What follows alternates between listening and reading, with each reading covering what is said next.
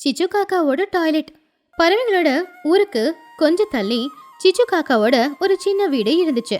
சிச்சுவோட வீட்டை சுத்தி பச்சை பசேல்னு வயல், பார்க்கறதுக்கு ரொம்ப அமைதியாவும் இருந்துச்சு. ஆனா அந்த அழகு, அமைதி இது எல்லாமே மத்தியானத்துக்கு மேலதான் அங்க இருக்கும். காலையில நேரம் அந்த இடம் ஒரு நரகம் மாதிரி தான் தெரியும். அந்த ஊர்ல இருக்கிற பறவைங்க காலை கடனை கழிக்கிறதுக்கு வர இடம் அந்த இடம் தான். காலையில ஆளுக்கு ஒரு கையில சொம்புல தண்ணிய பிடிச்சுக்கிட்டு காலை கடனை கழிக்கிறதுக்காக சிச்சு காக்கா வீட்டு வாசல் வழியா தான் போவாங்க, வருவாங்களோ. அதனால அந்த இடமே நாத்தத்தால நிறைஞ்சு போயிடும். அன்னைக்கு காலையில சிச்சு காக்காவோட பிள்ளையான சின்ன காக்கா படிச்சுக்கிட்டு இருந்தான். அப்போ வெளியில காத்துல வீசுற அந்த நாத்தத்தை தாங்க முடியாம அவனால சரியா படிக்க கூட முடியல. எனக்கு இந்த வீட்ல உக்காந்து படிக்க முடியல, ஒரே கெட்ட நாத்தம் அடிக்குதம்மா, தயவு செஞ்சு அந்த ஜன்னலையாவது சாத்திருங்கம்மா. சிச்சு காக்கா ரொம்ப சோகமா, என்னடா பண்றது, எப்பவுமே இதே ஒரே தலைவலியா இருக்கு, நம்ம மட்டும் என்னதான் பண்றது, இதே மாதிரி வெளியே சுத்தம் இல்லாம இருந்தா நம்ம உடம்புக்கும் கேடு வந்துரும். அம்மா என்னம்மா இது, காலையில யாராவது நம்ம வீட்டுக்கு வந்தா என்ன நினைச்சுக்குவாங்க, நம்ம ஊரு பெரியவர்கிட்ட சொல்லி இந்த பக்கம் யாருமே வராத மாதிரி நீங்க தான் சொல்லணும். நீ சொல்றது கூட உண்மைதான்டா, இன்னைக்கே இந்த பிரச்சனைக்கு ஒரு நல்ல தீர்வை நம்ம பார்த்தே ஆகணும்டா. நினைச்ச மாதிரியே அன்னைக்கு சிச்சு காக்கா சாயந்தர நேரம் ஊருக்கு நடுவுல இருக்கிற மரத்துக்கிட்ட ஊர்ல இருக்கிற எல்லாரையுமே கூப்பிட்டுச்சு. துணிக்குருவி, சோட்டுக்கிளி, குஹுவாத்து, மகிக்கழுகு, லூசிபுரா எல்லாருமே அந்த இடத்துக்கு வந்திருந்தாங்க. உங்க எல்லாருக்கும் வணக்கம். உங்களை இங்க வர சொல்லி உங்க நேரத்தை வீணாக்குனதுக்கு முதல்ல நீங்க எல்லாரும் என்ன மன்னிக்கணும். ஐயோ, அந்த மாதிரி எல்லாம் ஒண்ணு இல்ல சிச்சு, இவ்வளவு அவசரமா நீ வர சொல்லிருக்கேன்னா ஏதாவது முக்கியமான வேலையா தான் இருக்கும், சொல்லு சிச்சு. இங்க எல்லாருமே காலையில எந்திரிச்சு என் வீட்டு பின்பக்கத்துக்கு வரீங்கல்ல? ஆமா வரோம், வேற எங்க போறது, வேற உங்க வீட்டுக்கா வரோம்? இல்ல அந்த இடத்துக்கு தானே வரும், அது இந்த ஊரோட இடம். ஐயோ சிச்சு, அப்படியெல்லாம் பேசாத, நான் அப்படி சொல்ல வரல. நீங்க எல்லாருமே அந்த இடத்துக்கு வந்து போறதுனால ரொம்ப நாத்தடிக்குது, அதனால குழந்தைங்களுக்கு முடியாம போகுது. என் வீட்லயும் குழந்தைங்க இருக்காங்கல்ல, அதனால நாளைக்குல இருந்து நீங்க யாருமே அந்த இடத்துக்கு வராம வேற இடத்துக்கு போங்க. நீ சொல்ல வர்றது உன்னோட பிரச்சனை எல்லாமே எங்களுக்கு புரியுது, ஆனா என்ன பண்றது, ஊருக்கு நடுவுல இருக்கிற காடுனா இது மட்டும் தான், இந்த பக்கம் வராம வேற இடத்துக்கு மறைவா இருக்கிற இடம் எங்கேயுமே இல்லையே. சிச்சு, நீ சொல்றது என்னவோ சரிதான், ஆனா என் தாத்தா முப்பாட்டம் காலத்துல இருந்து இந்த வேலைக்கு உபயோகப்படுத்துறது அந்த காடத்தானே. இப்ப திடீர்னு போங்க அப்படின்னு சொன்னா வேற எங்க போறது? ஆமா சிச்சு, நீ சொல்றது என்னவோ உண்மைதான், நாங்க அவ்வளோ தூரத்துல இருந்து காலையில நடந்து வந்து இந்த இடத்துல தான் போறோம். இது நீ புதுசா இடம் பாத்துக்க அப்படின்னு சொன்ன இந்த இடத்த விட்டு புது இடத்த எங்க தேடி போறது? சிச்சு, எங்களை இந்த இடத்துக்கு வர வேண்டான்னு நீ சொல்றல, ஆனா இந்த இடத்த விட்டு வேற இடம் தேடிக்கிறதுக்கு எங்களால முடியல, அதனால நீயே எங்கேயாவது தேடிக்கிட்டு போலாம்ல. ஆமா, எதுக்காக எங்க கிட்ட பிரச்சனை பண்றது, நாங்க இந்த இடத்த விட்டு காலி பண்ண முடியாது. நீ வேணா இங்க இருக்க முடியல அப்படின்னா இந்த இடத்த காலி பண்ணிட்டு வேற இடத்துக்கு போயிடு அப்படின்னு ரொம்ப கடுமையா சொல்லுச்சு. அதை கேட்டு சிச்சு காக்காவுக்கு மனசுக்கு ரொம்ப கஷ்டமாச்சு. எல்லாரும் அவளுடைய கஷ்டத்தை புரிஞ்சுப்பாங்க அப்படின்னு எல்லார்கிட்டயும் பேச வந்தா. ஆனா யாருமே அவ கஷ்டத்தை புரிஞ்சுக்கவே இல்ல. அதனால அவ ரொம்பவும் வருத்தப்பட்டா. பாருங்க, நான் எனக்கு மட்டும் பேசிக்கிட்டு இல்ல, ஊருக்குள்ள இருக்கிற எல்லா ஜனங்களோட உடம்பு நல்லா இருக்கணும்னு தான் பேசுறேன். அங்கங்க இந்த மாதிரி டாய்லெட் போறனால எல்லாருக்குமே உடம்புக்கு முடியாம போகுது. போதும் சிச்சு, சும்மா எங்களுக்கு சொல்ல வராத, நாங்க இந்த இடத்துக்கு தான் போவோம், உனக்கு முடியாதுன்னு நாங்க இங்க வராம இருந்தா எப்படி? எப்பவுமே இங்கதான் போறோம், யாரோட உடம்புக்கும் எந்த பிரச்சனையும் இல்ல, நாளைக்கு காலையில கூட இந்த இடத்துக்கு தான் வருவோம் அப்படின்னு சொல்லி மகிக்கழுகு அங்கிருந்து போயிடுச்சு. அதுக்கப்புறமா ஒவ்வொருத்தங்களா அங்கிருந்து கிளம்பி அவங்கவுங்க வீட்டுக்கு போயிட்டாங்க. சிச்சு காக்கா நினைச்சது நடக்கலையே அப்படிங்கிற சோகத்துல சோகமா வீட்டுக்கு திரும்ப வந்துகிட்டு இருந்துச்சு. அப்போ சின்ன காக்கா அம்மா ஏதாவது நல்ல முடிவோடு தான் வந்திருப்பாங்க அப்படின்னு காத்துக்கிட்டு இருந்தான். என்னமா ஆச்சு, யாரும் உன் பேச்ச கேக்கலையா? சிச்சு காக்கா சோகமா, ஆமாம்பா, நம்ம பிரச்சனை யாருக்குமே புரியல, ஏதாவது சொல்ல போனா நம்மளைய வீடு காலி பண்ணிட்டு போங்க அப்படின்னு சொல்றாங்க. அம்மா, நீங்க கவலைப்படாதீங்க, அவங்க ஏதோ சொல்றாங்கன்னு நம்ம அழுந்துகிட்டு இருந்தா அதே இதுக்கு தீர்வாகாது, இதுக்கு ஏதாவது ஒரு புது தீர்வை கண்டுபிடிச்சாகணும். இதுக்கு என்னடா பண்றது, எதுவுமே நம்ம கையில இல்லடா. அம்மா அப்படி சொல்லாதீங்க, எல்லாம் உங்க கையில தான் இருக்கு. நீங்க எத்தனையோ நாளா வியாபாரம் ஆரம்பிக்கணும்னு சொன்னீங்க. சிச்சு காக்கா ஆச்சரியமா, ஆ ஆமா, ஆனா வியாபாரத்துக்கும் இந்த பிரச்சனைக்கும் என்னடா சம்பந்தம் இருக்கு? சின்னு காக்கா உற்சாகமா, சம்பந்தம் இருக்கு அம்மா. ஊரு ஜனங்க இந்த இடத்த விட்டு எங்கேயுமே போக மாட்டேன்னு சொல்றாங்கல்ல, அதனால ஊரு ஜனங்களுக்கு இதுக்காகவே ஒரு நல்ல இடத்தை ஏற்பாடு பண்ணி கொடுக்கலாம். அப்படின்னா ஊரு ஜனங்க டாய்லெட்டுக்கு இந்த பக்கம் தானே வராங்க. அதனால நம்ம வீட்டோட கொஞ்சம் அந்த பக்கமா 4 டாய்லெட்டை கட்டி விட்டா ஊரு ஜனங்க அந்த டாய்லெட்டுக்கே வந்து போகுவாங்கல்ல. டேய், நம்ம டாய்லெட் கட்டுறதுக்கு நிறைய பணம் செலவாகும்டா. அவ்வளோ பணத்தை செலவு பண்ணி இவங்க டாய்லெட் போனா நம்மளுக்கு என்னடா லாபம் இருக்கு? அம்மா இருங்கம்மா இருங்க, அதுக்கு தான் வந்துகிட்டு இருக்கேன். நம்ம எதுக்காகம்மா இவங்களுக்கு ஃப்ரீயா டாய்லெட்டை கட்டி கொடுக்கணும்? டாய்லெட்டை கட்டி கொடுத்துட்டு வந்து போறவங்க கிட்ட 10 ரூபா காசு வாங்கலாம். இதனால நம்மளுக்கு நல்ல லாபமும் வரும், உங்க வியாபாரமும் நடக்கும். என்னம்மா சொல்றீங்க? சின்னு காக்காவோட யோசனை ரொம்ப நல்ல யோசனையா தான் இருந்துச்சு. சிச்சு காக்காவுக்கு முதல்ல சந்தேகம் வந்தாலும் கூட அதுல இருந்த அவனுடைய புத்திசாலித்தனத்தை அவ பார்த்தா. புள்ளையோட யோசனையை கேட்டு அவளுக்கு கொஞ்சம் சிரிப்பும் தான் வந்துச்சு. டே சின்னு, நீ எவ்வளவு புத்திசாலியா இருக்கிறடா. யான் வயித்துல பிறந்து எனக்கே புத்தி சொல்ற அளவுக்கு நீ இன்னைக்கு வளர்ந்துட்ட. நீ சொன்ன மாதிரியே நாளையில இருந்தே டாய்லெட் கட்டுற வேலைய ஆரம்பிக்கிறேன்டா. அன்னைக்கு ராத்திரி சிச்சு காக்காவுக்கு தூக்கம் வரல. அடுத்து என்ன பண்றது அப்படிங்கிற மாதிரி தான் யோசிச்சுக்கிட்டு இருந்தா. அடுத்த நாள் காலையிலேயே அவ வேலைய தொடங்கிட்டா. அவகிட்ட இருக்கிற கொஞ்சம் பணத்தை எடுத்துக்கிட்டு பறவைங்க எல்லாரும் காலை கடனை கழிக்க போற இடத்துல அவ ஒரு கட்டடம் கட்டிக்கிட்டு இருந்தா. அத பார்த்த மத்த பறவைங்க எல்லாருமே உள்ளுக்குள்ள சிரிச்சுக்கிட்டு இருந்தாங்க. என்ன சிச்சு, புதுசா வீடு கட்டுற மாதிரி இருக்கு. இருக்கிற ஒரு வீட உன்னால சரியா பாத்துக்க முடியல, இதுல இன்னொரு வீடா அப்படின்னு கிண்டல் பண்ணா. ஆனா சிச்சு காக்கா அத பெருசகா எடுத்துக்கவே இல்ல. சில நாட்கள்லயே அந்த கட்டடத்துக்குள்ள ரொம்பவும் நல்லா இருக்கிற 4 வசதிகளோட இருக்கிற டாய்லெட்டை கட்டினா. அந்த கட்டடத்துக்கு சிச்சு காக்காவோட காம்ப்ளெக்ஸ் அப்படின்னு பேரும் வச்சா.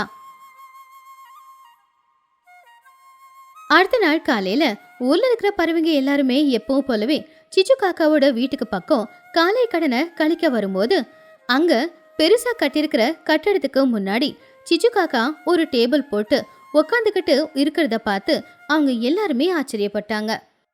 சிச்சு, என்ன இது? ராத்திரோ ராத்திரி இங்க ஏதோ கட்டி வச்சிருக்கு. என்னது இது? சிச்சு காக்கா ரொம்ப கம்பீரமா, இதுதான் துணி, உங்க எல்லாருக்காகவும் நான் கட்டியிருக்கிற டாய்லெட்டு. பறவைங்க எல்லாரும் ஆச்சரியமா ஒருத்தங்களை இன்னொருத்தங்க பாத்துக்கிட்டாங்க. அப்போ லூசி புறா சிரிச்சுக்கிட்டே, ஓஹோ, எங்க எல்லாரு மேலயும் பாவப்பட்டு எங்களுக்காக ஃப்ரீயா டாய்லெட் கட்டியிருக்கியா? இத நான் ஃப்ரீயா கட்டி கொடுக்கல லூசி.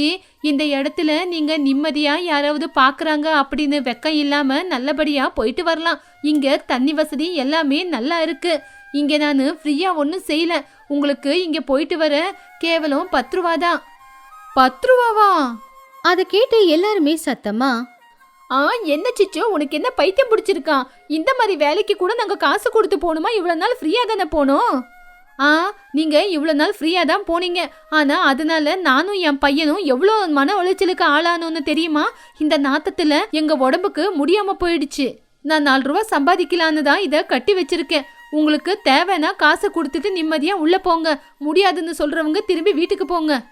பறவைங்க கொஞ்ச நேரம் யோசிச்சாங்க. ஒருத்தங்க கிட்ட இன்னொருத்தங்க பேசிக்கிட்டாங்க. அதுக்குன்னு 10 ரூபா அதிகம்தான், இருந்தாலும் உள்ள தண்ணி விவசாய எல்லாமே ரொம்ப நல்லா இருக்குல்ல. ஆமா, நம்ம அந்த புதருக்குள்ள யாரு பாப்பாங்களோ என்னவோன்னு பயந்து போறதுக்கு இப்படி காசு கொடுத்து போறதே மேல. முதல்ல துணிக்குருவி முன்னாடி வந்தான். சரி சிச்சு, முதல்ல நானே உள்ள போறேன், இந்த 10 ரூபா அப்படின்னு முதல்ல பணம் கொடுத்து அவ உள்ள போனா. துணி போனதுக்கு அப்புறமா ஒவ்வொருத்தங்களா அந்த டாய்லெட்டை யூஸ் பண்ண ஆரம்பிச்சாங்க. முதல்ல டாய்லெட்டுக்கு போய் வெளியில வந்த துணிக்குருவியோட முகத்துல ஒரு நிம்மதியும் ஒரு சந்தோஷமும் தெரிஞ்சுது. சிச்சு, இப்பதான் எங்களுக்கு நிம்மதியா இருக்கு. யாரு பாக்குவாங்களோ என்னவோன்னு வெக்கப்பட்டுக்கிட்டு பயந்துகிட்டு போறதுக்கு இப்போ உள்ள இவ்வளோ கிளீனா நிம்மதியா இருக்கு. உள்ள தண்ணி பக்கெட் வசதி எல்லாம் இருக்கு. இதுக்காக நாங்க தான் உங்களுக்கு தேங்க்ஸ் சொல்லணும். லூசி புறாவும் வெளியில வந்து, நான் என்னவோ நினைச்சேன், உள்ள போய் பார்த்தாதான் இவ்வளோ நல்லா இருக்கு. இதுக்கப்புறம் நான் இங்கேயே வர எல்லா வசதி நல்லா இருக்கு. அப்படி எல்லா பறவைங்களும் சந்தோஷப்பட்டாங்க. அன்னையில இருந்து பறவைங்களோட கிராமத்துல ஒரு பெரிய மாற்றமே வந்துச்சு. எல்லாரும் சிச்சு காக்கா கட்டி வச்சிருக்கிற டாய்லெட்டை தான் பயன்படுத்திக்க ஆரம்பிச்சாங்க. அதனால அன்னையிலிருந்து சிச்சு காக்காவோட வீட்டை சுத்தி இடமும் சுத்தமா இருந்துச்சு. கெட்ட நாத்தமும் வரல. சிச்சு காக்காவுக்கு வியாபாரமும் நல்லபடியாவே நடந்துச்சு. அது ஒரு வித்தியாசமான கிராமம். அந்த கிராமத்துக்கு பேரு சோம்பேறி கிராமம். அந்த ஊருக்கு தலைவியா மகிக்கழுகு தான் இருந்துச்சு. மகிக்கழுகும் ரொம்ப பெரிய சோம்பேறி தான். இப்படி இருக்கும்போது ஒரு நாள் மகிக்கழுகு அதோட வீட்டுல இருக்கிற நாற்காலியில உக்காந்துக்கிட்டு தூங்கிக்கிட்டு இருந்துச்சு. அப்பா, இந்த ஊர்ல எனக்கு இருக்கிற பெரிய பிரச்சனை எதுனா, யாரையாவது வேலை வாங்கணும்னா வாயை திறந்து வேலையே சொல்ல வேண்டியிருக்கு. அது சொல்றதுக்கு எனக்கு ரொம்ப சோம்பேறித்தனமா இருக்கு. குஹு பார்த்து மகிக்கழுகோட வீட்டுல வேலைக்காரியா இருந்துச்சு. ஆனா அதுவும் பெரிய சோம்பேறி தான். என்னங்க மாச்சு, ஏதோ பேசிக்கிட்டு இருக்கீங்க போல. ஒன்னும் இல்ல குஹு, நம்ம ஊரோட குளத்துல குப்பை அதிகமா இருக்கு. அதை எல்லாத்தையுமே இன்னைக்கு சுத்தம் செய்யணும். போய் யாரையாவது கூட்டிக்கிட்டு வந்துற. அத கேட்டதுமே குஹு, ஐயோ நான் என்ன பண்றது, அந்த குளத்தை சுத்தம் செய்யணும்னா ரொம்ப கஷ்டம், எனக்கே ரொம்ப ஜுரமா இருக்கு. குஹு, உன் சோம்பேறித்தனத்தை விட்டுட்டு வேற யாருக்கிட்டையாவது போய் சொல்லு, சீக்கிரமா வேலை முடியணும். சரிங்கம்மா, நான் போய் சோட்டு கிட்ட சொல்றேன். அவ தானே மளிகை கடை வச்சிருக்கா, வியாபாரத்தோட சேர்ந்து இந்த வேலையும் செய்யட்டும் அப்படின்னு சொல்லி குஹு சோட்டு கிளிய பாக்குறதுக்காக போனா. சோட்டு அவருடைய கடையில உக்காந்துக்கிட்டே தூங்கிக்கிட்டு இருந்தா. ஏய் சோட்டு, என்ன பண்ற, தூங்கிக்கிட்டு இருக்கியா? சோட்டு கண் திறந்து பார்த்து, அட என்னாச்சு குஹு உனக்கு, நான் நிம்மதியா கடையில வியாபாரம் நடக்கலையேன்னு படுத்து தூங்கிக்கிட்டு இருக்கேன், அது பொறுக்காம வந்து எழுப்பிக்கிட்டு இருக்க. அட நான் ஒன்றும் உன் தூக்கத்தை கெடுக்கிறதுக்காக இங்க வரல. நம்ம ஊர் தலைவி மகிக்கழுகுல்ல, அவங்க நம்ம ஊர் குளத்துல இருக்கிற குப்பையை சுத்தம் செய்ய சொல்லி உன்கிட்ட தான் சொன்னாங்க. என்னது, குளத்தை நான் சுத்தம் பண்ணணுமா? என்னால முடியாது. என் புள்ள பன்னுவாலையும் இவ்வளவு கஷ்டமான வேலையை செய்ய முடியாது. இந்த வேலையை வேற யார்கிட்டயாவது தான் ஒப்படைக்கணும். அது உன் விருப்பம், சொல்ல சொன்னாங்க, சொல்லிட்டேன். சரி நான் கிளம்புறேன். சோட்டு கிளி அவன் மனசுக்குள்ள, இந்த குஹு சரியான சோம்பேறி. சரி நான் போய் முதல்ல சிச்சு கிட்ட சொல்றேன். அவ வீட்டுல குப்பையை தவிர வேற எதுவுமே இல்லைல்ல, அந்த குப்பையை சுத்தம் செய்யும் போது அப்படியே இந்த குளத்தையும் சுத்தம் செஞ்சுட்டோம் அப்படின்னு சோட்டு அங்கிருந்து சிச்சுவோட வீட்டுக்கு போச்சு. சிச்சு காக்கா அதோட வீட்டுல ஃப்ரிட்ஜை கூட ஆஃப் பண்ணிட்டு புழுக்கத்தோடவே உட்காந்துக்கிட்டு இருந்துச்சு. என்ன சிச்சு, வீட்டுல இருக்கிற ஃப்ரிட்ஜ், ஏசி எல்லாத்தையும் ஆஃப் பண்ணி உட்காந்துக்கிட்டு இருக்க, மிச்சம் பிடிக்கிறியா? ஐயோ சோட்டோ, அதெல்லாம் ஒண்ணும் இல்ல, இந்த கரண்ட் பில்லை என்னால கட்டவே முடியல. சரி நீ என்ன விஷயமா இங்க வந்த? ஒன்னும் இல்ல சிச்சு, உனக்கு ஒரு வேலை கொடுக்கலான்னு வந்திருக்கேன். குளத்தை சுத்தம் செய்யணுமா, மகி சொல்லி அனுப்புனாங்க. என்னது, குளத்தை சுத்தம் செய்யணுமா? அது பெரிய வேலையாச்சே, என்னால முடியாது. என் புள்ள சின்னவாலையும் முடியாது. என்னோட பணமும் செலவாயிடும். அட பணம் எல்லாம் ஒண்ணு இதுல செலவாகாது, நீ கஷ்டப்பட்டு வேலை செய்யணும், அவ்வளவுதான். கஷ்டப்படணுமா? அதெல்லாம் என்னால முடியாது. என்னால இந்த வேலையெல்லாம் செய்ய முடியாது. நான் வேற யார்கிட்டயாவது போய் சொல்லிக்கிறேன். அது உன் விருப்பம், சொல்ல வேண்டியது சொல்லிட்டேன். சிச்சு காக்கா அதோட பக்கத்து வீட்டான புஜ்ஜியோட வீட்டுக்கு போச்சு. புஜ்ஜி அதோட வீட்டுல அழகா உட்காந்துக்கிட்டு இருந்துச்சு. ஏய் புஜ்ஜி, சோம்பேறி பொண்ண, உனக்கு ஒரு வேலை கொடுக்கலான்னு வந்திருக்கேன். அத்தை, என்ன வேலை அது? எந்த வேலையும் செய்யணும்னாலும் எனக்கு ரொம்ப கஷ்டமா இருக்கும். எதுவா இருந்தாலும் நீங்களே செஞ்சுக்கோங்க. உன் சோம்பேறித்தனத்தினால தானே முந்தானத்து பாலை தீய விட்டுட்ட. இது என்னோட வேலை இல்ல, உன்னோட வேலைதான். குளத்தை சுத்தம் செய்யணும். நானா? நான் வீட்டுல பாத்திரத்தையே சரியா கழுவ மாட்டேன். இதுல அவ்வளவு பெரிய குளத்தை நான் எங்கிருந்து சுத்தம் செய்ய போறேன்? நான் என்ன மந்திர பானையா, ஒரு நொடியில அந்த குளத்தை சுத்தம் செய்யறதுக்கு? இங்க பாரு, நீ பண்ணிதான் ஆகணும். இல்லனா உனக்கு சோம்பேறித்தனம் அதிகமாச்சு, அதனாலதான் பண்ண மாட்டேன்னு சொல்லிடுவேன். சரி, நான் அந்த வேலை செய்யறேன்.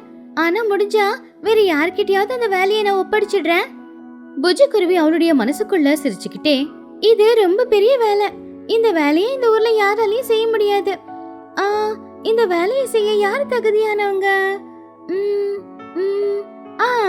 இந்த ஊரோட தலைவி மகிக்கழுகால இதை செய்ய முடியும். பேசாம போய் நான் அவங்க கிட்டயே சொல்றேன்.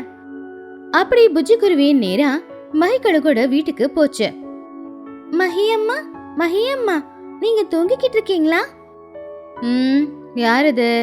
ஏய் புஜ்ஜி, எதுக்கு வந்த? என்ன விஷயம்? இப்போ உன்கிட்ட பேசுறதுக்கு கூட எனக்கு சோம்பேறித்தனமா இருக்கு. அம்மா, உங்ககிட்ட ஒரு முக்கியமான வேலையை சொல்லலான்னு வந்திருக்கேன். அந்த வேலையை இந்த ஊர்ல உங்களை தவிர யாராலையும் செய்ய முடியாது. ஓஹோ, என்னாலதான் செய்ய முடியுமா? என்ன வேலை அது? சீக்கிரமா சொல்லு. நம்ம ஊர் குளத்துல நிறைய குப்பை இருக்கு இல்லையா, அது எல்லாத்தையும் சுத்தம் செய்யணும். இந்த வேலைய உங்களால மட்டும்தான் செய்ய முடியும். ஏன்னா அது ரொம்ப கஷ்டமான வேலை.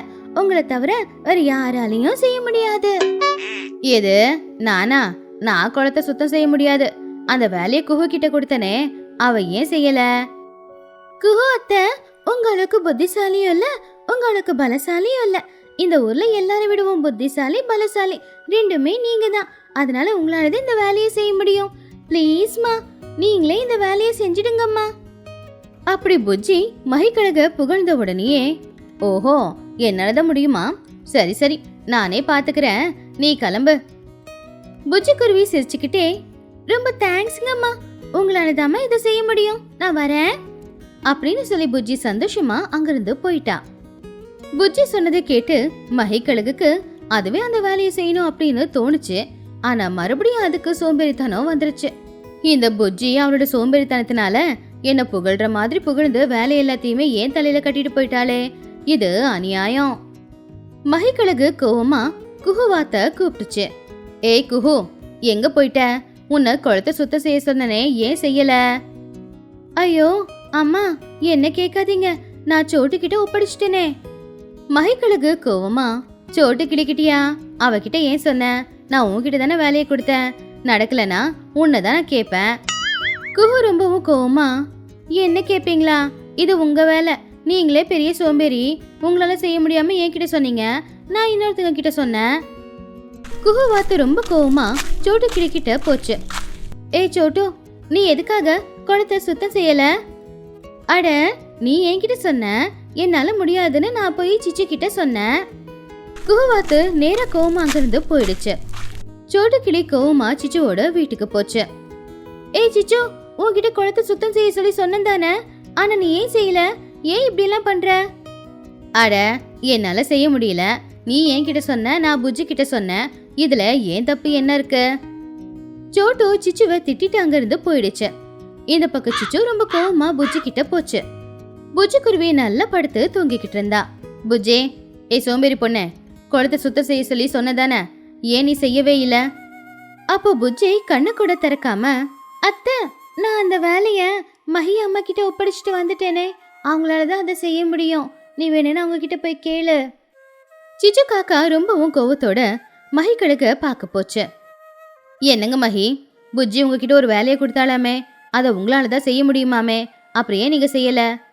மகிக்கழகு கோவமா, ஏய் என்ன என்ன வந்து கேள்வி கேட்டுக்கிட்டு இருக்க? அந்த சோம்பேறி புஜ்ஜி என்கிட்ட எதுக்கு வேலை சொன்னானே எனக்கு இன்னும் தெரியல. இந்த ஊர்ல எல்லாருமே சோம்பேறிங்க தான்.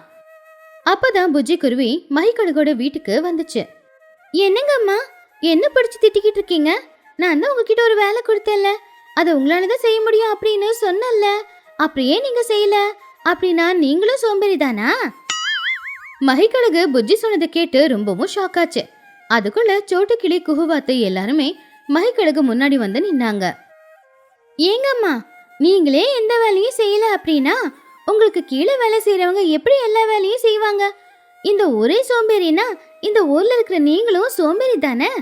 அதை கேட்டு மகிக்கழகுக்கு அறிவு வந்துச்சு. ஐயோ புஜ்ஜி, நீ என்னை விட ரொம்ப பெரிய சோம்பேறி. என்ன புகழ்ந்து என் தலையில வேலையே கட்டுன, ஆனா உண்மையிலேயே சொல்றேன், நானும் ரொம்ப பெரிய சோம்பேறிதான்.